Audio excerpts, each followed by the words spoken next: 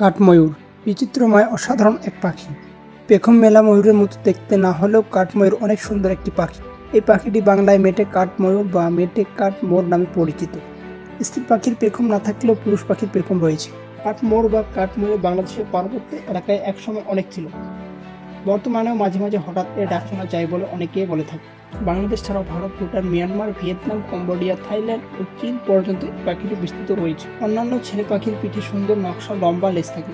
মেয়ে পাখির ছেলে পাখির চেয়ে ছোট এবং অনুজ্জ্বল হয়। কাঠময়ূর বড় আকারে ধূসর পাখি। এদের দৈর্ঘ্য সর্বোচ্চ 56 সেন্টিমিটার, লেজ 31 সেন্টিমিটার এবং ওজন 730 গ্রাম। পুরুষ ময়ূরের চেহারা ও আকার স্ত্রী পাখির চেয়ে কিছুটা আলাদা। পুরুষ ময়ূরের কথা ও ঘাড় বাদামি, পীত রঙের, পিঠে ধূসর বাদামি ফোঁটা রয়েছে।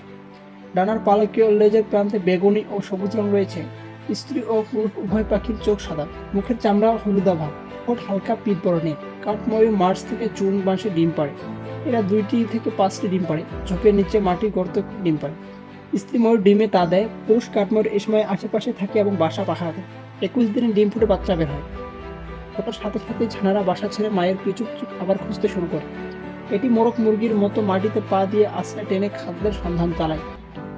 কাঠময়ূর বনের ঘন ঝোপঝাড়ে ও বনের প্রান্তে বিচরণ করে। সাধারণত জোড়ায় জোড়ায় এদের দেখা যায়। এরা ঝোপের মাঝে বা খোলা মাঠে চুপিসারে খাবার খুঁজে বেড়ায়। এতে তার খাদ্য তালিকায় আছে বীজ, শস্যদানা, ফল, পোকামাকড়, শামুক ও ক্ষুদ্র প্রাণী।